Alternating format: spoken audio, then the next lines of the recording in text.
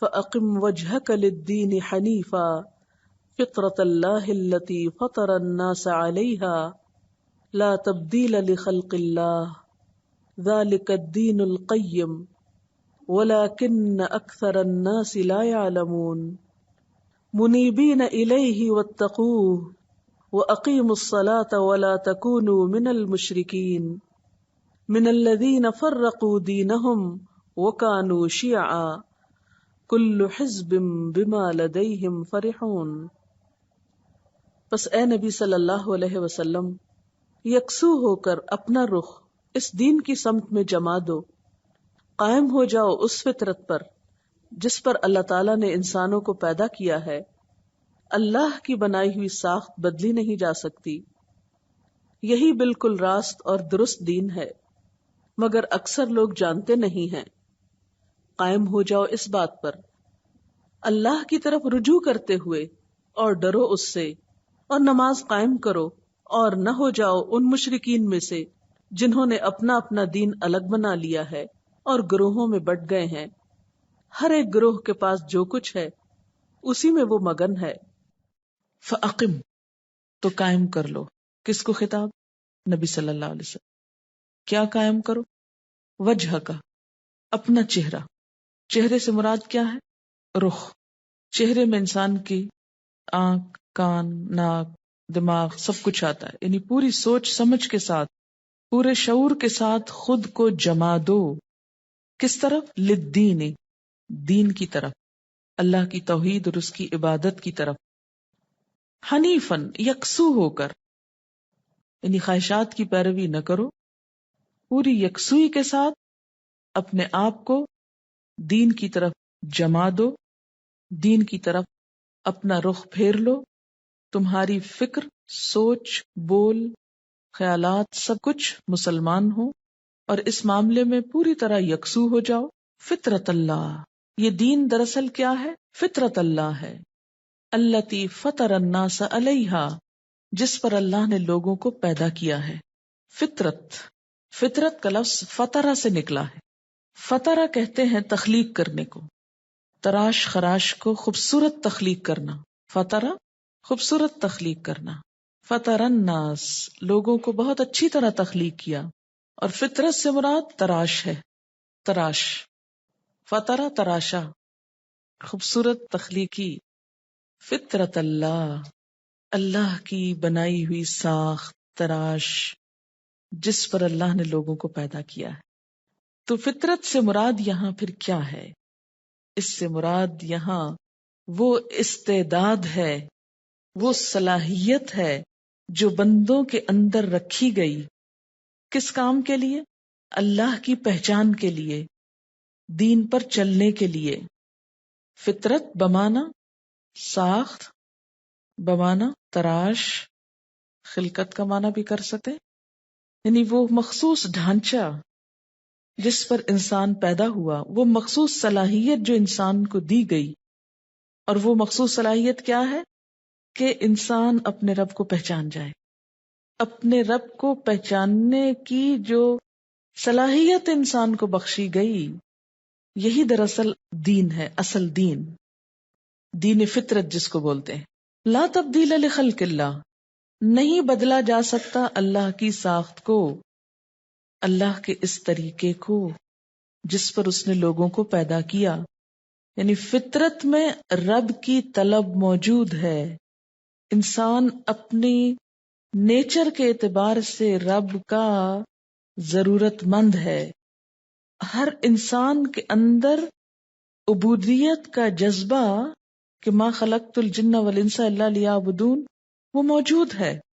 سب کی پیدائش، خواہ وہ کوئی کافر ہو یا مسلمان، اس خاص فطرت پر ہوتی ہے جس کو آپ انسٹنکٹ بھی کہہ سکتے ہیں، جس کی طرف عہد الست میں بھی اشارہ کیا گیا۔ یعنی انسان کو سب سے پہلے اللہ کی پہچان کروا کے دل کے اندر وہ ایک طرح کی پہچان رکھ دی گئی۔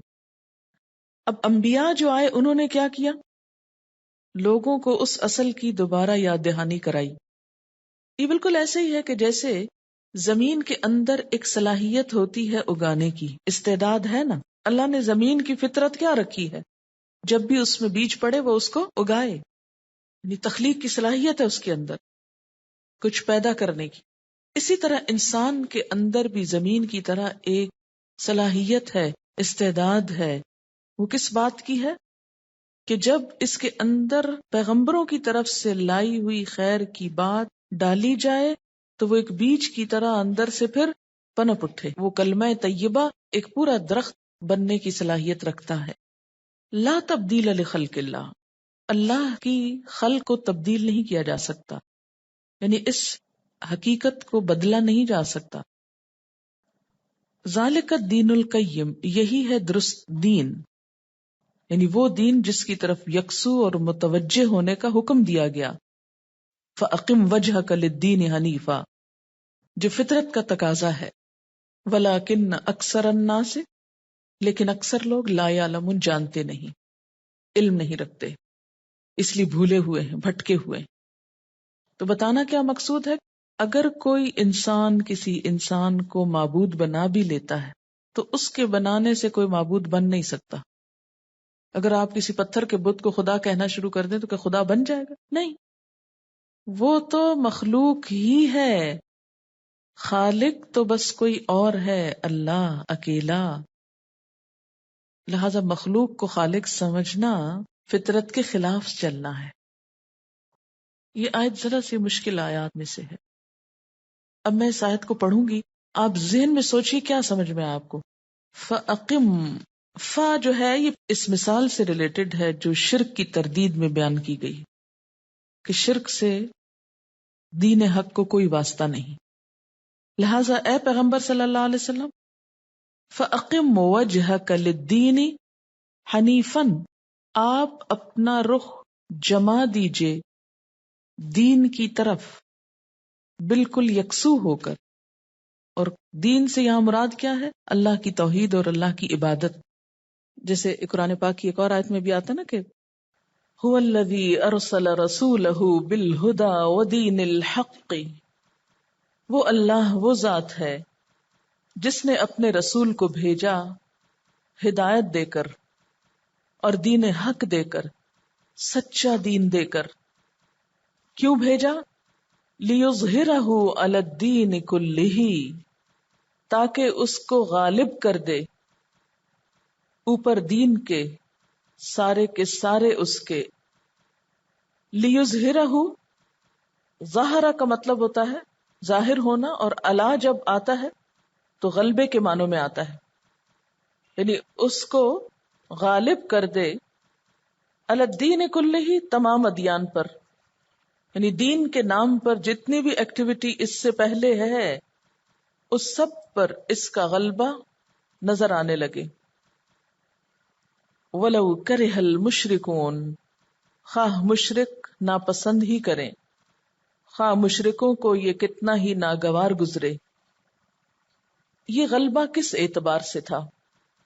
نمبر 1 دلائل کے اعتبار سے. اور یاد رکھیے کہ دلائل کے اعتبار سے یہ غلبہ آج بھی دین اسلام کو حاصل ہے. پھر ایک وقت ایسا تھا کہ جب دنیاوی اعتبار سے، مادی اعتبار سے اور ایک رواج کے اعتبار سے بھی یہ دین دنیا میں غالب آیا، دنیاوی غلبہ بھی اس کو حاصل ہوا. آج اگر نہیں ہے، آج علمی اور دلائل کے اعتبار سے تو غلبہ ہے، لیکن عملی طور پر یہ غلبہ نظر نہیں آتا. یعنی دین اسلام کے مقابلے میں دیگر ادیان کے ماننے والے دنیا میں ابھرے ہوئے نظر آتے ہیں، اور اس کی وجہ بھی وہی ہے کہ لا یدینون دین الحق، انہوں نے سچے دین کو دین مانا ہی نہیں، یا دین کو سنجیدگی کے ساتھ لیا ہی نہیں. آج بھی اگر وہ اپنے دین کو پورے کانفیڈنس کے ساتھ لیں تو ان کا غلبہ یقینی ہے، کیونکہ اس میں سچائی ہے. آپ جانتے ہیں کہ حضور صلی اللہ علیہ وسلم جب دنیا میں آئے تو خود جزیرۃ العرب میں طرح طرح کے دین تھے. مثلا مشرکین عرب کا ایک دین تھا جس کو وہ دین ابراہیمی کہتے تھے. یہود کا ایک دین تھا جسے وہ دین موسیٰ کہتے تھے. نصارہ کا ایک دین تھا جس کو وہ دین مسیح کہتے تھے. کرائسٹ سے کرسچینٹی، جوڈا سے جوڈائزم، یہودیت، یہ سب دین کیا تھے؟ یہ وہ تعلیمات نہ تھیں جو ابراہیم علیہ السلام نے یا موسیٰ علیہ السلام نے یا عیسیٰ علیہ السلام نے دی تھی. وہ تعلیمات جو تھیں ان سب کا نام کیا تھا؟ اسلام. ابراہیم علیہ السلام جو دین لائے تھے وہ بھی اسلام تھا، موسیٰ علیہ السلام اور عیسیٰ علیہ السلام جو دین لائے وہ بھی اسلام تھا. لیکن ان لوگوں نے اس میں تبدیلیاں کر کے ان کے خود ساختہ ایڈیشنز تیار کیے ہوئے تھے، اپنی مرضی اور خواہشات پر مبنی. تو اللہ تعالیٰ نے حضور اکرم صلی اللہ علیہ وسلم کو بھیجا، ایک محفوظ کتاب دی، اور قیامت تک کے لیے دین کا اصلی ایڈیشن اور فائنل مکمل ایڈیشن جو ہے وہ اس کی شکل میں دنیا کو دیا گیا، اور علمی اعتبار سے، بنیادوں کے اعتبار سے، اپنی اصل کے اعتبار سے یہ پچھلے تمام ادیان پر غالب آیا، کیونکہ دوسرے ادیان جو تھے ان میں تحریفیں ہو چکی تھیں، وہ اپنی اصل شکل کھو چکے تھے. آج بھی ہم دیکھتے ہیں کہ اسلام کے جو ماخذ ہیں، ماخذ کس کو کہتے ہیں؟ سورسز، بنیادیں، وہ محفوظ ہیں، ان میں کوئی تبدیلی نہیں ہوئی. کیا ہے ماخذ؟ قرآن اور سنت. قرآن محفوظ ہے، نبی صلی اللہ علیہ وسلم کی سیرت، آپ کی سنت محفوظ ہے. خود اس کو محفوظ کرنے کے لیے، یعنی سیرت رسول صلی اللہ علیہ وسلم کو اور سنت کو محفوظ کرنے کے لیے لاکھوں افراد جنہوں نے اس کو روایت کیا، ان کے حالات زندگی کو بھی محفوظ کیا گیا کہ وہ کون تھے. اس کے برعکس حضرت عیسیٰ علیہ السلام کی کوئی ایسی بایوگرافی نہیں ملتی، یا ان کے کوئی حالات زندگی ایسے نہیں ملتے کہ جس پر مکمل اعتماد کیا جا سکے. یہی حال دیگر پیغمبروں کا ہے کہ ان کے فالوورز نے ان کی لائف ہسٹری کو بھی پوری طرح صحیح بنیادوں پر پریزرو نہیں کیا. کہاں یہ کہ ان کی تعلیمات کو. یہ سعادت صرف اور صرف اسلام کے حصے میں آئی ہے کہ اس کی کتاب بھی محفوظ ہے اور اس کے پیغمبر کی سیرت بھی محفوظ ہے. هو الذی ارسل رسولہ بالہدی، یعنی دین اسلام کو بھیجا ہے آپ صلی اللہ علیہ وسلم کے ذریعے تاکہ اسے باقی تمام چیزوں پر غالب کر دیا جائے. اور یہ خوشخبری جو ہے اس دور کے لیے بھی تھی اور بعد کے ادوار کے لیے بھی ہے، لیکن حالات کے اعتبار سے جیسے حالات ہوں گے ویسے ہی یہ غلبہ نظر آئے گا یا نہیں. ایک حدیث ہے، حضرت مقداد سے روایت ہے، رسول اللہ صلی اللہ علیہ وسلم نے فرمایا، روئے زمین پر، یعنی اس زمین پر کوئی کچا پکا مکان باقی نہ رہے گا جس میں اسلام کا کلمہ داخل نہ ہو جائے. یعنی ہر گھر تک پہنچے گا، چاہے کچا گھر ہو، جھونپڑی ہو، اس پر بھی ڈش لگی ہوئی ہوگی، اور اس کے تھرو اللہ کا نام اور پیغام ایک دفعہ اس کے اندر ضرور داخل ہوگا، یا کوئی بھی اور طریقہ ہو. عزت داروں کی عزت کے ساتھ اور ذلیل لوگوں کی ذلت کے ساتھ. کیا مطلب ہے اس کا؟ یعنی اسلام کا کلمہ داخل ہوگا عزت داروں کی عزت کے ساتھ اور ذلیل لوگوں کی ذلت کے ساتھ. یعنی اس کے حامل جیسے ہوں گے ویسے ہی پہنچائیں گے. ایک وقت تھا کہ صحابہ کرام کو اللہ نے عزت دی تھی اور ان کے ذریعے اللہ نے ہر جگہ یہ کلمہ پہنچایا، اور ایک آج ہم جیسے لوگ ہیں جو دنیا میں ذلیل و خوار ہو رہے ہیں، اور ہماری وجہ سے پھر دین کو بھی وہی مقام مل رہا ہے، حالانکہ وہ بہت بڑی سچائی ہے. اور پھر جن کو اللہ عزت دیں گے وہ مسلمان ہوں گے، جن کو ذلیل کرنا ہوگا وہ اسلام کو قبول نہ کریں گے مگر اسلامی حکومت کے تابع ہو جائیں گے. اور حضور صلی اللہ علیہ وسلم کے بعد یہ وعدہ پورا ہوا.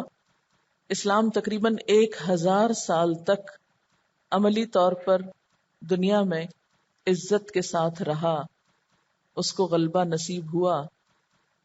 یہی وجہ ہے کہ آج اسلام کے نہ ماننے والے بھی اس بات کو ضرور مانتے ہیں کہ اسلام وہ دین ہے جس نے دنیا کو سائنس جیسی نعمت دی اور فکری آزادی دی، کیونکہ اس سے پہلے سوچ پر بڑی پابندیاں تھیں۔ آپ کو معلوم ہے کہ کرسچینٹی میں کسی بھی شخص کو اپنے عقل یا دماغ استعمال کرنے کی اجازت نہیں ہوتی تھی۔ کوئی بھی نیا نظریہ یا فلسفہ لاتا جو ان کے تحریف شدہ دین کے خلاف جاتا یا ان کی آرزوؤں اور خواہشات کے، تو ان کو ڈیتھ پینلٹی تک دی جاتی۔ بے شمار لوگوں کو، بے شمار سائنٹسٹ کو زندہ آگ میں جلایا گیا اور بہت ظلم و ستم ہوئے۔ یہ اسلام ہے جس نے سوچ کے یہ پہرے اٹھائے اور عقل کے استعمال پر بار بار زور دیا۔ یہ جو دین ہے نا، یہ صرف پیغمبر نہیں لائے، یہ انسان کے اندر پیوست کر دیا گیا ہے۔ فطرت اللہ التی فطر الناس علیہا، اللہ نے بندوں کو بنایا ہی اس لیے ہے کہ بندے اپنے رب کی عبادت کریں۔ یہ بالکل وہی بات ہے یہاں جو ما خلقت الجن والانس الا لیعبدون میں ہے، یعنی ہم نے جن و انس کو اپنی عبادت کے لیے ڈیزائن کیا۔ خلق کا معنی یہاں کیا؟ تراشا ہے، یعنی لا تبدیل لخلق اللہ، اللہ کے اس قانون میں کوئی تبدیلی نہیں ہو سکتی۔ اس کا یہ مطلب نہیں کہ دنیا میں کوئی شخص غیر اللہ کی عبادت نہیں کر سکتا، تو کر سکتا ہے، لیکن اصل فطرت وہی رہنی چاہیے یا رہے گی، قبولیت اسی کی ہے جس پر انسان کو پیدا کیا گیا، مطالبہ انسان سے وہی ہے۔ اسی لیے کہا جاتا نا کہ کل مولود یولد علی الفطرہ، ہر مولود، ہر بچہ کس پہ پیدا کیا جاتا ہے؟ فطرت پر۔ فَأَبَوَاهُ يُهَوِّدَانِهِ أَوْ يُنَصِّرَانِهِ أَوْ يُمَجِّسَانِهِ، پھر اس کے ماں باپ ہیں جو اسے بعد میں عیسائی، یہودی یا مجوسی بنا ڈالتے ہیں، اسے غیر فطری طریقے کی طرف لے چلتے ہیں۔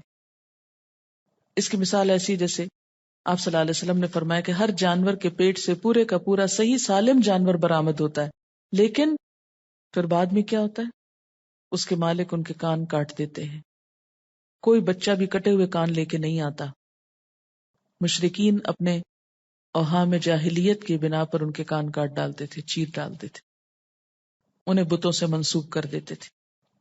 ذالک الدین القیم، یہی درست دین ہے جس پر انسان کی فطرت کو بنایا گیا۔ ولیکن اکثر الناس لا یعلمون، لیکن اکثر لوگ جانتے ہی نہیں کہ انہیں بنایا کیوں گیا۔ کیا سمجھ میں آیا؟ فَأَقِمْ وَجْهَكَ لِلدِّينِ حَنِيفًا، یہ کیوں کہا گیا ہے؟ اپنے آپ کو رکھ لیجئے کہ مجھے کہا جا رہا ہے، ٹھیک ہے؟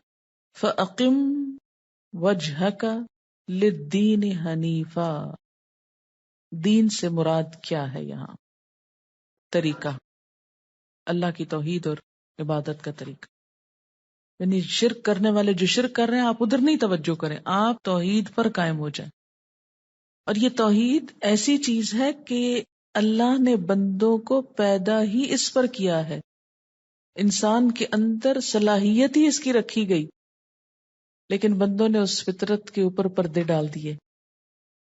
انسان کے اندر کی طلب نہیں بدل سکتی، اسی لیے انسان کو چین نہیں آتا شرک پر کبھی بھی۔ میرے ہسبینڈ کسی شخص کا واقعہ سنا رہے تھے کہ وہ کس طرح مسلمان ہوئے اور کس طرح صحیح عقیدے پر ہوئے۔ وہ کہہ رہے تھے کہ ان کے ایک دوست تھے، یعنی جس شخص کا واقعہ ہے ان کے ایک دوست تھے، تو بہت حکمت کے ساتھ انہیں دین کی طرف پھیر کے لائے۔ وہ کبھی ایک طرف کو جاتے، کبھی دوسری طرف کو جاتے، سب کچھ کرتے، لیکن ان کا کہنا یہ تھا کہ سب ریچولز کرنے کے باوجود دل کو چین نہیں آتا تھا، کبھی دل خوش نہیں ہوتا تھا، حقیقی خوشی نہیں نصیب ہوتی تھی، حقیقی اطمینان حاصل نہیں ہوتا تھا۔ اور جب خالص توحید کی طرف پلٹے تو چین آ گیا۔ تو جب تک انسان اپنی اصل فطرت پہ نہیں پلٹا، اس کو چین نہیں آتا۔ یہ بالکل ایسی فطرت کو آپ یوں سمجھے جیسے انسان کی عادات ہوتی ہے نا کچھ، مثلا کھانے پینے کی ہیبٹس ہیں۔ آپ کی ہیبٹ میں ہو سکتا ہے کہ روٹی کھانا ہو، بنگالیز کی ہیبٹ میں کیا ہے؟ چاول کھانا۔ اب یہ ان کی ایک فطرت کا حصہ بن گیا نا، عادت کا ایک حصہ بن گیا، نیچر کا۔ آپ ان کو جو چاہیں کھلا دیں، جب تک وہ نہیں کھلائیں گے جو ان کی نیچر میں ہے، پیٹ تو بھر لیں گے لیکن چین نہیں آئے گا، ایسے لگے کہ کچھ کھایا ہی نہیں۔ اسی طرح آپ جو چاہیں کھا لیں، چاہے جتنا بھی پیٹ بھر لیں، لیکن جب تک وہ ایک بنیادی فوڈ کا حصہ نہیں کھاتے تو آپ کو چین نہیں آتا، اب لگتا کچھ نہیں کھایا. یا اسی طرح اگر آپ مخصوص طریقے پر پکا کر کوئی کھانا کھاتے ہیں تو بے شک آپ باہر جتنے بھی کھانے کھاتے ہیں آپ کو چین نہیں کہ جب تک آپ اپنے اس مخصوص طریقے پر بنا کر نہیں وہ کھاتے. اچھا وہ عادت کہاں سے پختہ ہوتی ہے؟ ماں باپ سے پختہ ہوتی، بچپن سے جو آپ بچوں کو کھلانا شروع کر دیں. مثلا جس کو مرچیں کھانے سے چین آتا ہے، جب تک وہ مرچیں نہ کھائے اسے لگتا ہے جسے اس نے کچھ کھایا نہیں، اس کا پیٹ نہیں بھرا. تو یہ بچپن سے ڈیولپ ہو گئی نا. اچھا یہ جو عادات ہوتی ہیں، اب جو لوگ سائیکالوجی آپ میں سے پڑھے ہوئے وہ جانتے ہوں گے، ایک ہوتا ہے انسٹنکٹ اور ایک ہوتا ہے ہیبٹ. ٹھیک ہے نا؟ تو انسٹنکٹ کیا ہوتی ہے؟ جبلت ہوتی ہے، جس میں انسان کا اپنا دخل نہیں ہوتا کچھ، وہ بائی نیچر ہی انسان اس طریقے پر پیدا ہوتا ہے. مثلا ایک بچہ ماں کا دودھ پیتا ہے، اس کو کس نے سکھایا؟ پیدائشی ہے نا. تو یہ کیا ہے؟ جبلت اس کو بولتے ہیں. اسی طریقے پر اس کو پیدا کیا گیا، اس کے اندر پہلے سے پروگرامنگ کر دی گئی کہ اس نے یہ کرنا ہے. اس میں انسان کی اپنی کوئی چیز نہیں ہے، آپ نے اس کو کوئی ٹریننگ نہیں دی، وہ پیچھے سے ہی لے کر آیا. چاہے چند گھنٹے کا بچہ ہو، وہ بھی اپنے اس کام کو جانتا ہے کہ اس نے اپنا رزق کیسے تلاش کرنا ہے. جبلت ہے. اچھا اب اس میں عادت کب شامل ہوتی ہے؟ جب انسان کو ایک خاص طریقے پر دنیا میں آنے کے بعد کچھ چیزوں کا عادی کیا جاتا ہے. اب ایک بچہ جس طرح دودھ پینے کا طریقہ سیکھ کے آتا ہے نا ماں کے پیٹ سے، ایسے ہی توحید کا سبق لے کر آتا ہے ماں کے پیٹ سے. یہ ہے وہ فطرت، دین فطرت.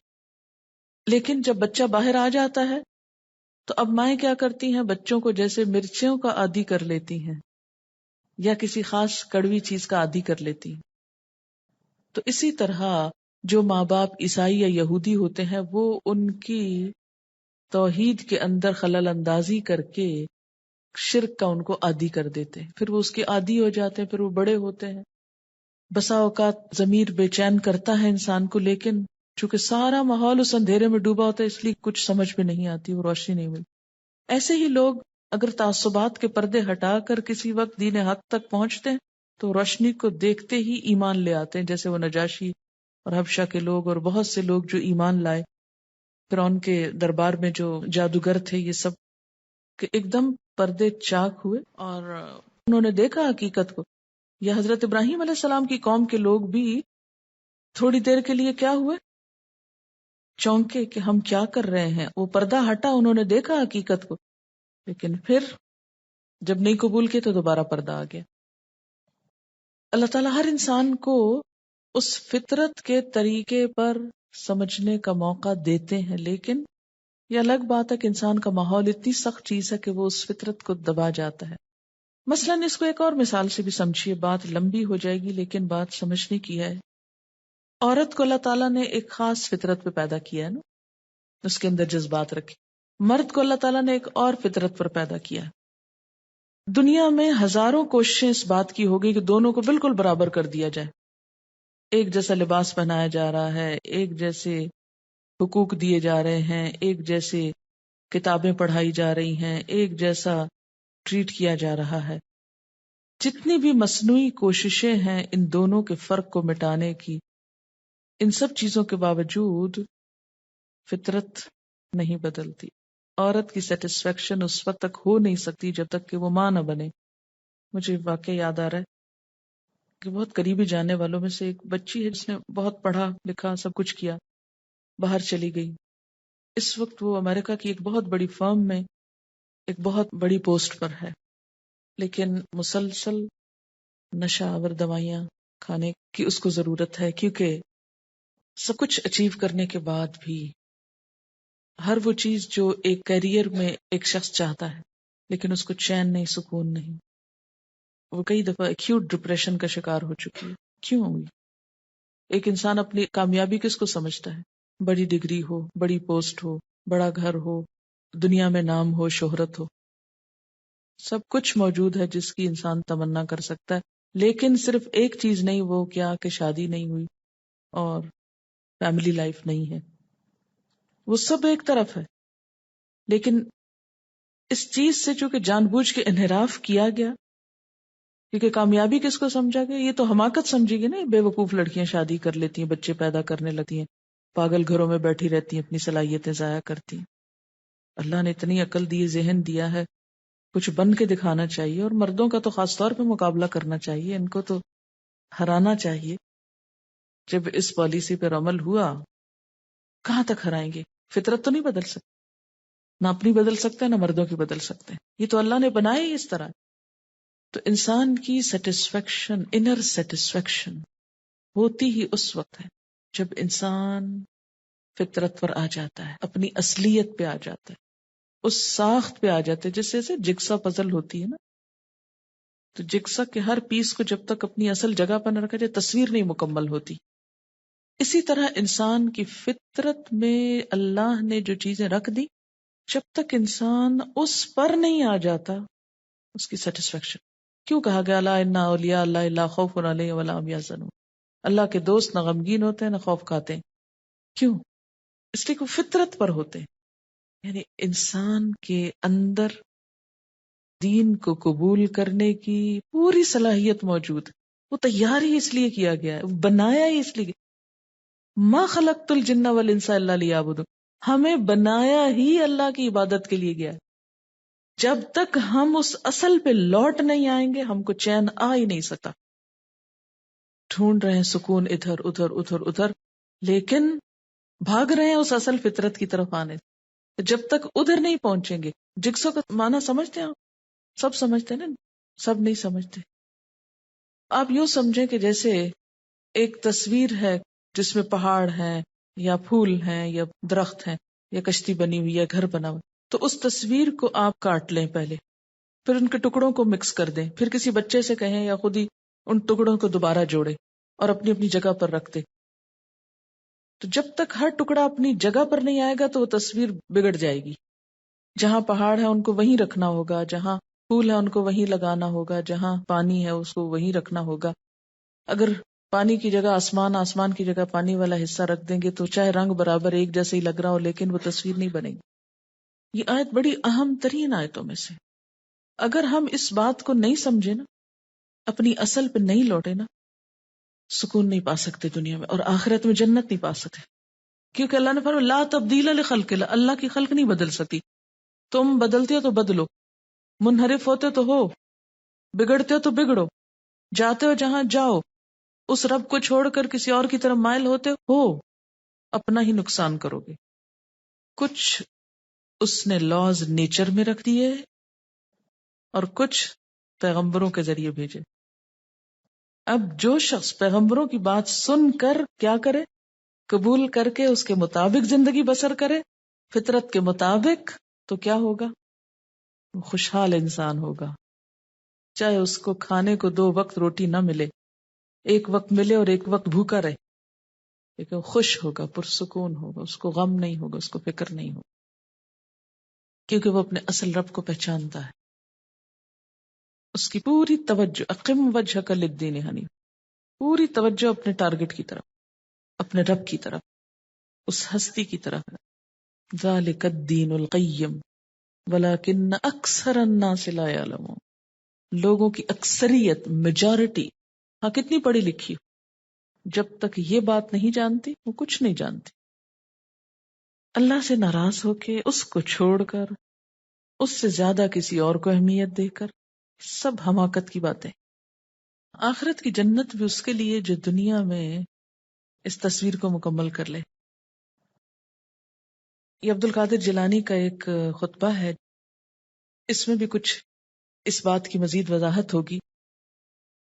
اے وہ شخص جو کہا کرتا ہے میں جس سے محبت کرتا ہوں وہ مجھ سے جدا کر دیا جاتا ہے، کبھی بیماری سے، کبھی عداوت سے، کبھی غلط فہمی سے، فاصلے سے، موت سے، ہر قیمت میں مجھ سے جدا کر دیا جاتا ہے.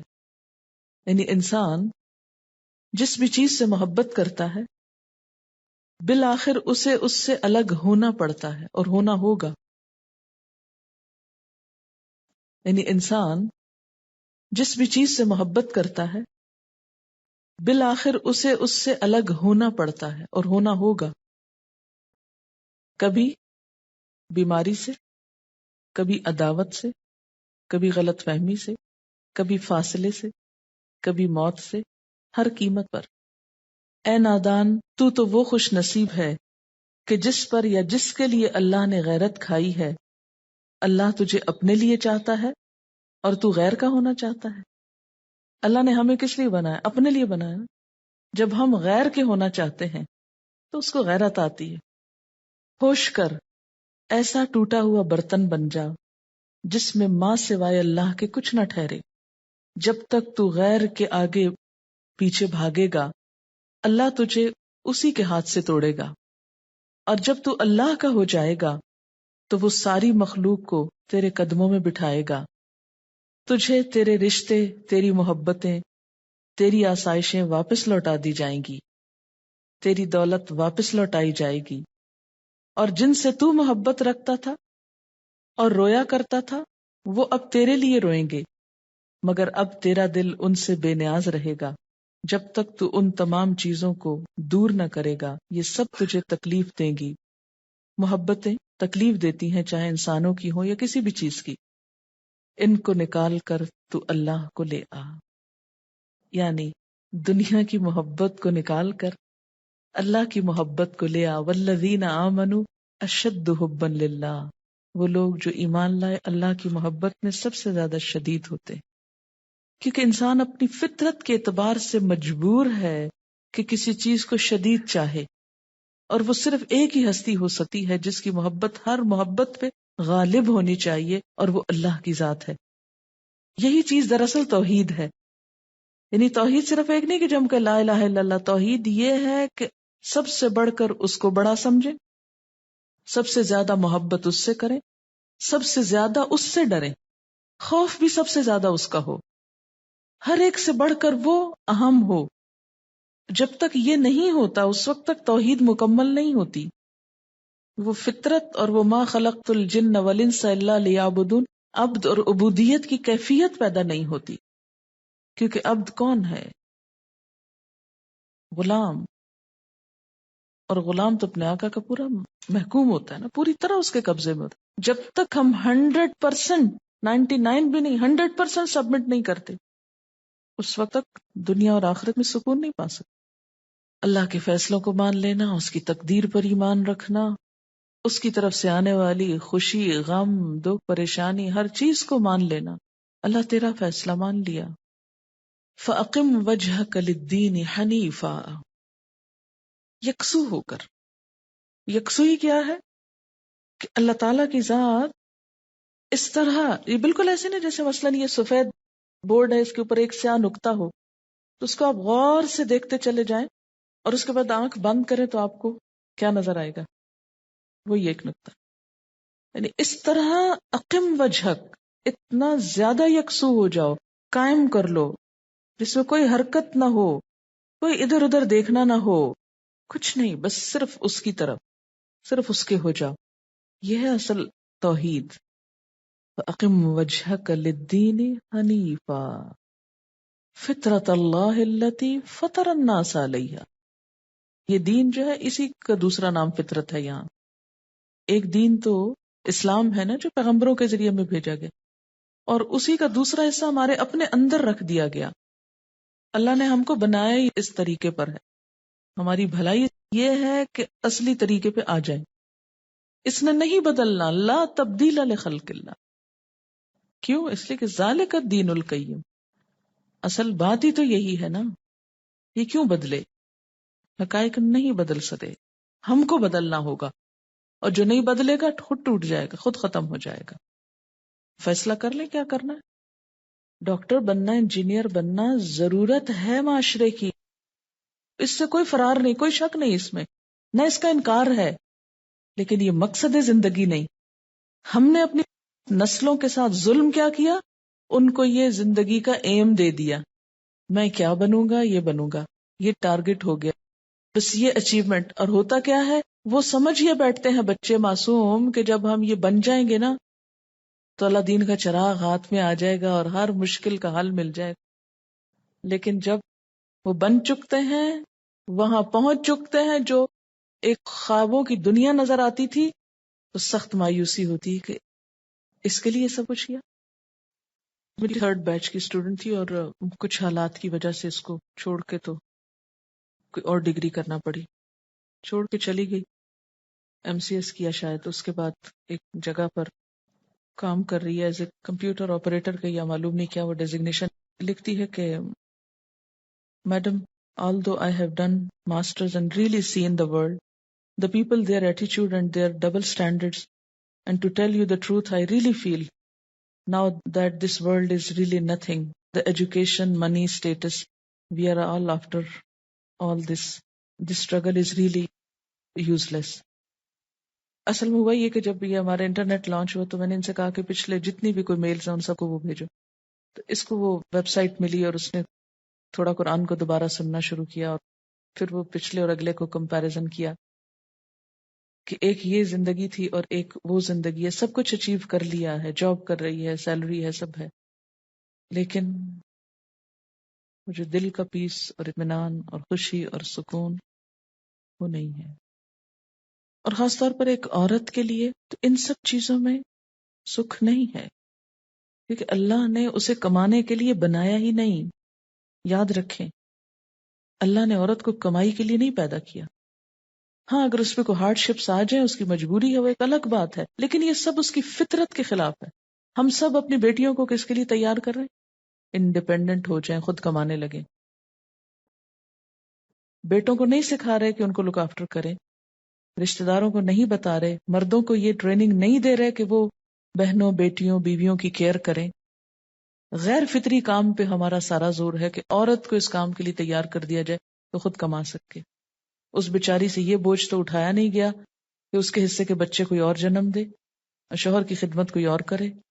یہ کام بھی اسے خود ہی کرنے، اور اس کے ساتھ مردوں والے بھی پورے کام اور پورے جاب آورز کرنے. ایک غیر فطری کام لیا. پھر مغرب نے اس سے بڑھ کے ایک اور ظلم کیا کہ عورت کو ماں نہیں بننے دیا، عورت کو بیوی نہیں بننے دیا، اس کو ایک شو پیس، ایک سیکس آبجیکٹ بنا کے رکھ دیا کہ جو جب چاہے اپنی ضرورت کر لے اور اس کے بعد اس کو پھینک دے. فیملی لائف ختم ہو کر رہ گئی.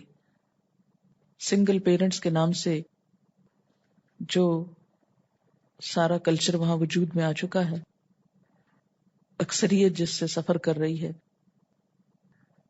تو انسانیت دنیا کو جہنم بنا چکی ہے اپنے لیے. اللہ تعالیٰ تو فرماتے ہیں نا کہ ان الدار الاخرۃ لہی الحیوان. یعنی صلاحیتیں ایک عورت کی صرف ایک ٹرک ڈرائیونگ کے اندر ہی استعمال ہوں تو وہ اس کی صلاحیت ہے، اور گھر چلانے میں جو صلاحیت استعمال ہوتی ہے وہ کیا کوئی قیمت نہیں رکھتی. آخر یہ کیوں سکھا دیا گیا اس کو کہ جو تم گھر چلا رہی یہ تو بالکل ہی احمقانہ کام ہے.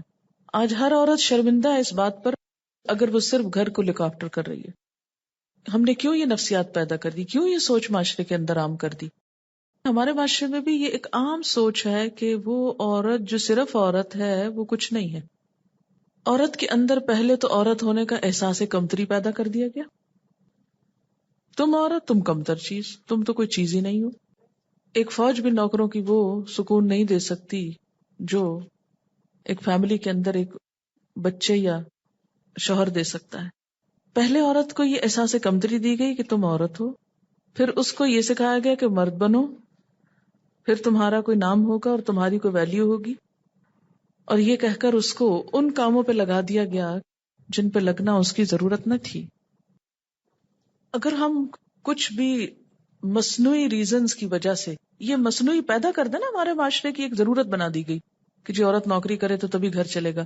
ان مصنوعی ریزنز کی وجہ سے ہم نہ مانے اس اصل کو تو نہ مانے، لیکن فطرت نہیں بدلے گی. اس لیے کہ جب آپ اصل سڑک سے ہٹ جائیں نا کسی منزل تک پہنچنے کے لیے، اور آپ کوئی سائڈ سڑک لے لیں تو پھر آپ بھٹکتے جائیں، ایک کے بعد ایک جگہ پہ غلط نکلتے چلے جائیں.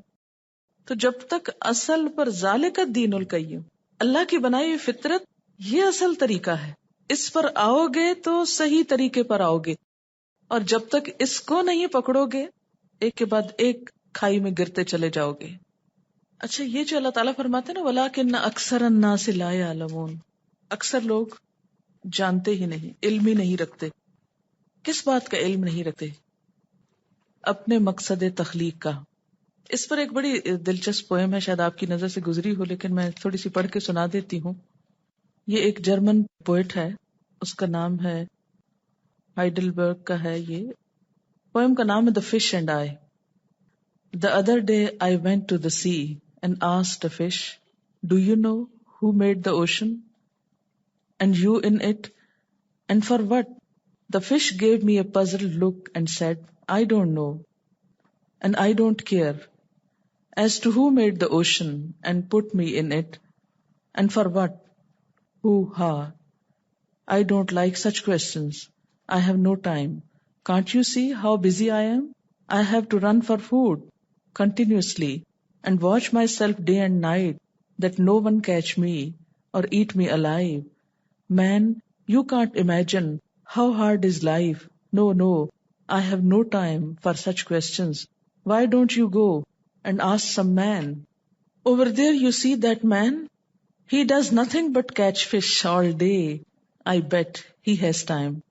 And by the way, I have heard it said that man has a mind with which to think. You see, I am just a fish, a poor animal. I have no mind.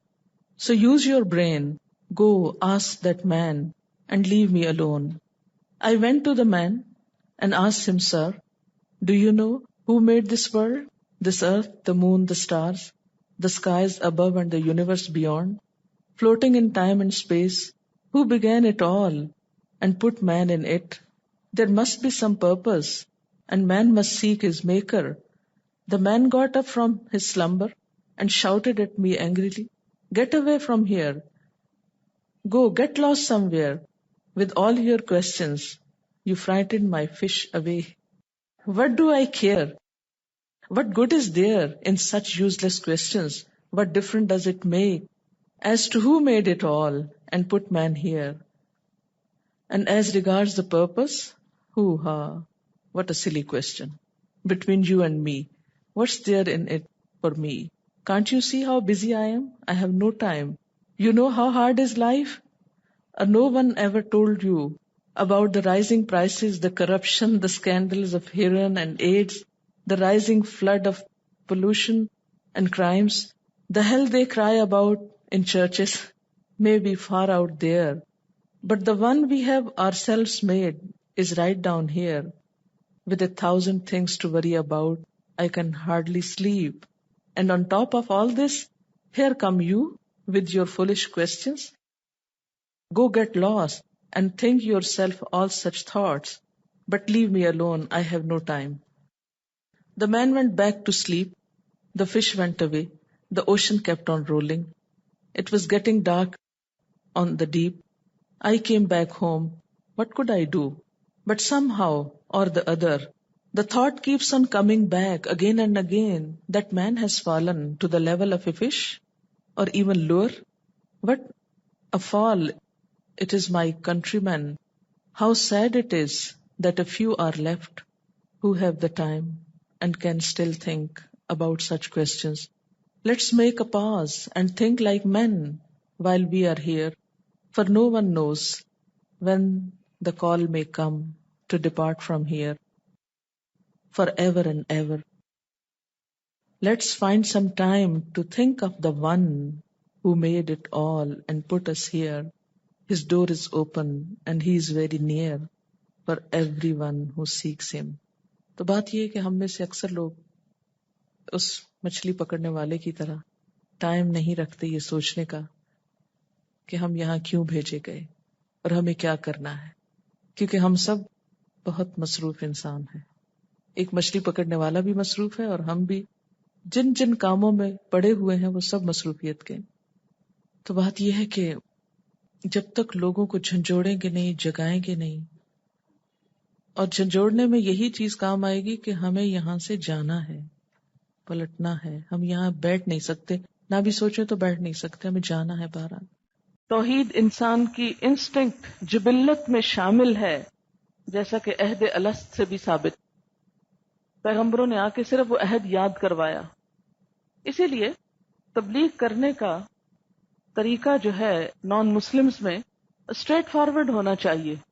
جب آپ اسلام کی دعوت دیں تو سیدھا اسلام کی دعوت دیں، اور اس یقین اور امید کے ساتھ کہ یہ اسلام دراصل اس کے اندر چھپا ہوا ہے، مجھے صرف پردہ ہٹانا ہے اور حقیقت کی پہچان کروانا ہے.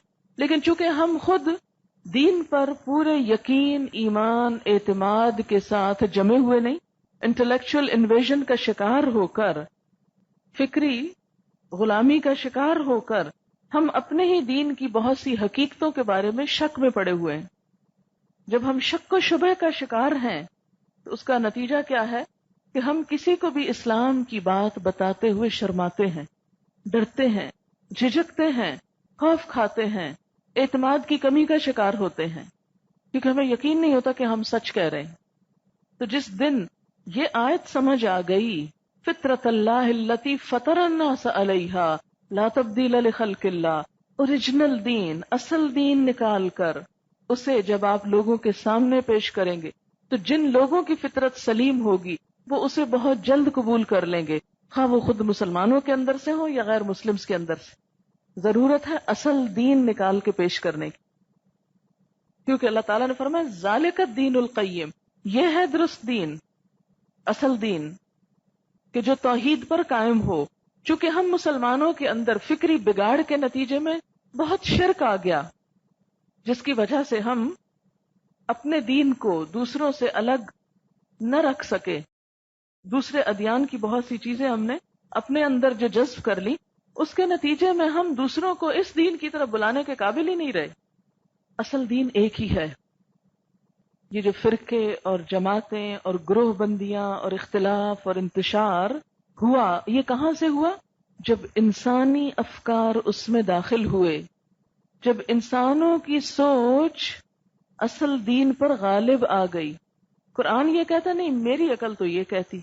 تو اب آپ کی اگری کرنے یا نہ کرنے سے کچھ نہیں بات بنتی، اس لیے کہ آپ کو تو اتھارٹی نہیں کہ آپ کچھ اس میں اپنی طرف سے نکال ڈال سکیں. وہ اتھارٹی تو کسی اور کے پاس ہے، اور وہیں سے آپ کو یہ سمجھنا ہوگا کہ اصل دین کیا ہے. اسی وجہ سے لوگوں کے اندر ایک انتشار کی سی کیفیت ہوتی. اتباع سنت کے اوپر بہت سٹریس میں نے کیا 2 وجوہات کی وجہ سے. ایک تو یہ کہ بدعات بہت زیادہ عام ہو گئی ہمارے معاشرے میں، جنہوں نے اتنا وقت استعمال کر لیا ہے مسلمانوں کا کہ اصل کام کرنے کے لیے وقت ہی نکل گیا. وہ وقت ہی کوئی نہیں کہ اصل کام کریں، کیونکہ بدعتوں کے ریچولز پورے ہوں گے تو کوئی اصل چیز کی طرف جائیں گے. دوسری بات یہ کہ فقہی اختلافات اور انتشار جو پیدا کیا گیا ہے نہیں تھا، لیکن اسے بنا دیا گیا، اس کی وجہ سے بہت سارے لوگ دین کے اصل پیغام سے ہی بھاگنے کی کوشش کرتے ہیں، اور دین کا بس اتنا حصہ لے لیتے ہیں جو ان کو سوٹ کرتا ہے، ان کو فائدہ ہے، اور یہ سوچ کے جی اس معاملے میں فلاں یہ کہتے فلاں یہ تو میں کیا کروں، لہذا میں کچھ بھی نہ کروں. جیسے پیچھے بھی بات ہوئی کہ لا علمی بہت سے مسائل کو جنم دیتی ہے، اور اسی طرح دین کے اندر خود ساختہ اختلافات جو لوگوں کے اوپینین کی وجہ سے عموماً پیدا ہوتے ہیں، وہ بہت سے کنفیوژن کو جنم دیتے ہیں. آپ دیکھیں کہ نبی صلی اللہ علیہ وسلم کے زمانے میں ایسا کوئی کنفیوژن نہیں تھا، ابتدائی دور میں ایسا کوئی کنفیوژن نہیں. جتنے بھی فقہائے کرام ہیں، علماء کرام ہیں اول دور کے، وہ آپس میں ایک دوسرے کے دوست ہیں، استاد شاگرد ہیں، محبت کا رشتہ ہے ان کے درمیان. امام شافعی امام مالک کے پاس رہتے ہیں، امام مالک ان کو امام ابو حنیفہ کے 2 شاگردوں امام ابو محمد اور ابو یوسف کے پاس بھیجتے ہیں علم حاصل کرنے کے لیے، اور پھر امام احمد بن حنبل جو ہے وہ امام شافعی سے استفادہ کرتے ہیں. ان کے درمیان کوئی اختلاف نہیں، کوئی نفرت نہیں، کوئی عداوت نہیں، کوئی بغض نہیں، کچھ بھی نہیں. ایک دوسرے سے تعاون کر رہا ہے، اس کے پاس بھیج رہا ہے کہ جاؤ اب یہاں جو کچھ میرے پاس تھا وہ تو لے لیا، اب جا کے فلاں سے لو. کیا آج یہ اخلاق مسلمانوں کے اندر موجود ہے؟ کہیں پائیں گے آپ؟ اچھا، اس کا نتیجہ کیا ہوا کہ مسلمانوں کے اندر دینی اختلافات نہیں تھے. نقطہ نظر کا فرق ہونا وہ ایک الگ چیز ہے، لیکن ایسا اختلاف جو آج کے دور میں فرقہ واریت کی شکل میں اور ایک دوسرے کے اوپر کافر اور فاسق کے فتوے لگانے کی شکل میں صادر ہوا، یہ چیز نہیں پائی جاتی تھی. جو وقت گزرتا گیا، اصل ٹیکسٹ پیچھے جاتی گئی، اسے لوگوں سے دور کر دیا گیا، اور اس ٹیکسٹ سے ڈیڈیوس کیے ہوئے، نکالے ہوئے جو احکامات تھے وہ لوگوں میں منتشر ہو گئے. اب مثلاً سونے کی زکوٰۃ کے اوپر 2.5% کی جو بات آتی ہے، تو آپ میں سے کسی کو بھی حدیث پتہ ہے؟ لیکن عموماً جب پڑھا جاتا ہے، یہ سنا جاتا ہے، یہ جتنے بھی لوگ زکوٰۃ دیتے ہیں تو انہیں اس سے کوئی نہیں ہوتا کہ نبی صلی اللہ علیہ وسلم نے کیا فرمایا تھا، یہ حکم کہاں سے آیا. بس وہ اتنا جانتے کہ اتنا ہے، ماں سے سنا، باپ سے سنا، کسی مولوی صاحب سے سنا، اور بس وہ کام کر لیا. وقت کے گزرنے کے ساتھ ساتھ جب اور سوچیں دین میں داخل ہوئی تو ان چیزوں کو مشکوک بنا دیا گیا اور لوگ اپنے فرائض سے بھی غافل ہوتے گئے. اب اس کا نتیجہ کیا نکلا کہ دین کے اوپر ایک دھند سی چھا گئی. آج کے دور میں میں سمجھتی ہوں کہ دین کی طرف لوگوں کو لانے کے لیے سب سے مؤثر نسخہ اوریجنل ٹیکسٹ کو لوگوں کے ہاتھ میں تھمانا ہے تاکہ یقین کی کیفیت پیدا ہو. یقین ختم ہوتا جا رہا ہے دین سے، اور انسان عمل کر ہی نہیں سکتا جب تک کہ اس کے اندر یقین نہ ہو. اس یقین اور اعتماد اور کانفیڈنس کو بحال کرنا ہے. یہی اختلافات کے ختم کرنے کا بھی ذریعہ ہے. اسی لیے اللہ تعالیٰ فرماتے ہیں کہ دین کی اصل کیا ہے؟ توحید، ایک اللہ کی عبادت، ایک اللہ، ایک رسول، ایک کتاب. جب سب اس پر جمع ہوں گے تو نفرتیں اور عداوتیں ختم ہو کر رہ جائیں گی. ذالک الدین القیم، پھر اصل مضبوط دین سامنے آئے گا.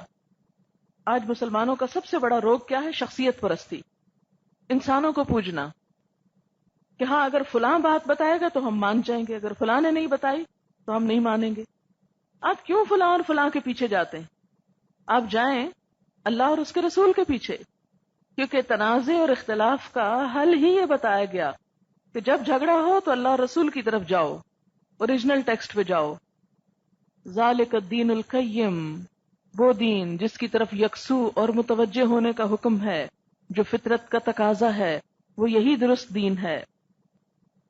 ایک حدیث میں آتا ہے، حدیث قدسی ہے، نبی صلی اللہ علیہ وسلم نے اپنے خطبے کے دوران میں فرمایا، میرا رب فرماتا ہے کہ میں نے اپنے تمام بندوں کو حنیف پیدا کیا تھا، یکسو.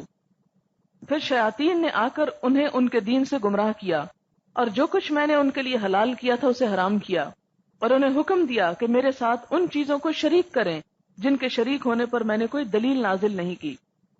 اور اس طرح وہ اصل دین سے دور ہوتے چلے گئے. آپ دیکھیں کہ اصل دین سے انسان کب دور ہوتا ہے؟ جب اس سے کوئی تعلق نہیں رکھتا. اس وقت جیسے مثال کے طور پر غذاؤں میں دیکھیں، ہمارے پاس میدے کی بنی ہوئی چیزیں زیادہ استعمال ہوتی ہیں، اور اس سے ہمیں وہ غذا حاصل نہیں ہوتی جو اصل آٹے سے یا گندم سے یا اس کے جو چھلکے سمیت جو اس کے استعمال سے ہوتی ہے، اسی کا حصہ، لیکن ایسی ریفائنڈ شکل میں پہنچا کہ جس نے فائدے کی بجائے الٹا نقصان دینا شروع کر دیا. تو اس کا علاج کیا ہے؟ اصل کی طرف لوٹ جائیں، چھلکے سمیت لیں اس کو، بہت سی بیماریاں خود بخود دور ہو جائیں گی. بیسکس کی طرف لوٹ جائیں. تو دین میں بھی جب تک ہم بیسکس کی طرف نہیں لوٹیں گے، اپنی تمام تر کوششوں کا مرکز و محور اللہ کی ذات کو نہیں جب تک بنائیں گے، اور انسانوں میں جب تک صرف محمد صلی اللہ علیہ وسلم کو ایک سینٹرل پلیس نہیں دیں گے، اس وقت تک مسائل حل نہیں ہو سکتے. جب تک ہم یہ کہتے رہیں گے کہ میرا امام اور میرا بزرگ اور میرا رہنما یہ کہتا ہے اور دوسرا کہے گا میرا رہنما یہ کہتا ہے، تو لازمی طور پر اختلافات جنم لیتے رہیں گے. فرمایا ولیکن اکثر الناس لا یعلمون، لیکن لوگوں کی اکثریت، میجورٹی، یہ بات نہیں جانتی، اس حقیقت سے لا علم ہے، اس لیے وہ بھٹکتی رہتی ہے. بار بار اس حقیقت کو دہرایا کریں کہ جو کچھ بھی ہم کر رہے ہیں اس کی اصل اسپرٹ کیا ہے، کیوں کر رہے ہیں، کس کے لیے کر رہے ہیں، کیا چاہتے ہیں. ایک ہی جواب ہے، اللہ کی رضا، حنیفن، ہر چیز سے بے نیاز ہو کر بس اللہ سے جڑنا، کیونکہ میرا معاملہ تو اسی سے ہے. انسانوں کے آگے تو ہم جواب دے نہیں، اور اگر ہوں بھی تو ان کو ہم دھوکہ دے سکتے ہیں، مگر اللہ کو دھوکہ بھی نہیں دیا جا سکتا. اکثر الناس لا یعلمون، دنیا کی اکثریت کا جو مذہب ہے وہ شرک، کفر ہے. جو لوگ نام نہاد مسلمان ہیں ان کی بھی اکثریت ڈائریکٹ نہیں تو انڈائریکٹلی شرک کے اندر ملوث ہے. شرک اکبر نہ صحیح، شرک اصغر صحیح. تو جب تک خالص توحید پر ہم نہیں آتے، عبادات میں روح پیدا ہو نہیں سکتی، وہ سکون اور اطمینان نصیب ہو نہیں سکتا جو دراصل دین کا انعام ہے، تحفہ ہے. کہ آپ دین لو تو آپ کو بونس کیا ملے گا ساتھ، جو اس کے معنی کے اندر ہے، اطمینان. فَأَقِمْ وَجْهَكَ لِلدِّينِ حَنِيفًا. اگر یہ آیت آپ کو سمجھ آ گئی نا، دونوں طرح سے، لفظوں کے اعتبار سے بھی، معنی کے اعتبار سے بھی، اور زندگی کے مقصد کے اعتبار سے بھی. اب اگر اللہ کی طرف رجوع کرنا ہے، اقم وجہک للدین حنیفاً ہو کر، تو کیسے ہوگا؟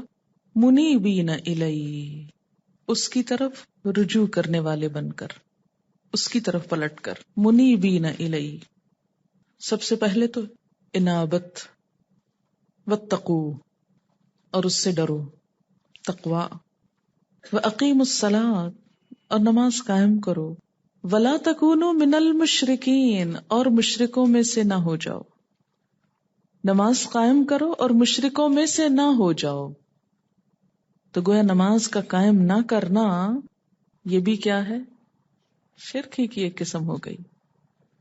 اور منیبین کیا ہے؟ بار بار پلٹنا، یعنی فطرت سے جو ہی ڈائیورٹ ہونے لگو پھر ادھر جاؤ، پھر پلٹو، پھر پلٹو. یعنی اس کا حل اور علاج کیا ہے؟ فطرت کی طرف جانے کا، کہ ریپیٹڈلی اس کی طرف لوٹو، بار بار ادھر پلٹ کے جاؤ. من الذین فرقوا دینہم وکانوا شیعا، مشرکین میں سے نہ ہو جاؤ. کون مشرکین؟ من الذین، ان لوگوں میں سے، فرقوا دینہم، جنہوں نے ٹکڑے ٹکڑے کر دیا اپنا دین، اپنا دین الگ الگ بنا لیا. وکانوا شیعا، اور ہو گئے وہ گروہ گروہ، یعنی گروہوں میں بٹ گئے، اصل دین کو چھوڑ کر فرقوں میں بٹ گئے. مشرکین سے مراد یہاں وہ لوگ ہیں جنہوں نے دین فطرت اور دین حق میں تفریق پیدا کر دی، اس کو ایک نہ ہونے دیا. اور شیعہ سے مراد کیا ہے؟ ایسی جماعت، ایسا گروہ جو کسی مقتدا کا پیروکار ہو. ایک ہوتا ہے نا مقتدی، مقتدی کون ہوتا ہے؟ جو فالوور ہوتا ہے، اور مقتدا جس کو فالو کیا جائے، کسی مقتدا کا پیروکار ہو.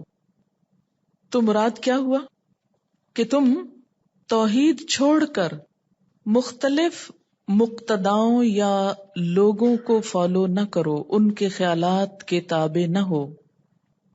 گروہ بندیاں کب ہوتی ہیں، فرقہ واریت کب ہوتی ہے؟ جب لوگ ایک اللہ کو چھوڑ کر، دین فطرت کو چھوڑ کر، انسانوں کے خیالات اور افکارات اور فلسفوں کے گرویدہ ہوتے ہیں. اللہ کی بات کے مقابلے میں انسانوں کی بات کو ترجیح دیتے ہیں.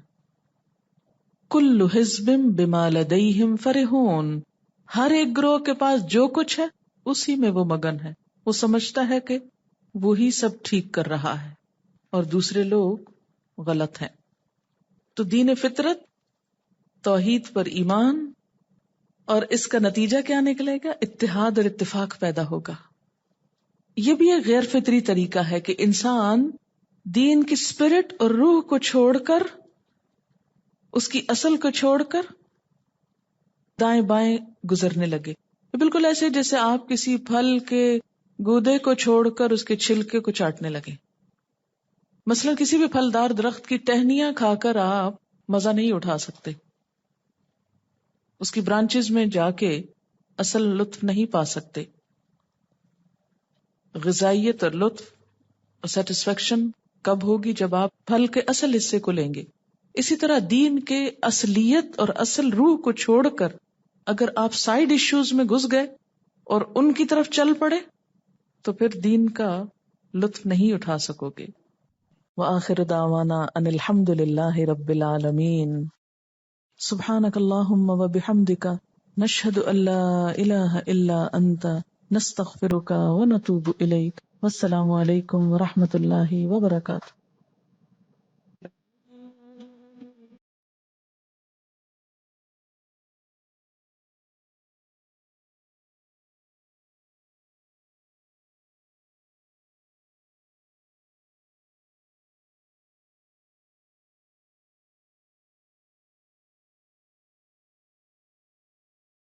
منيبين إليه واتقوه وأقيموا الصلاة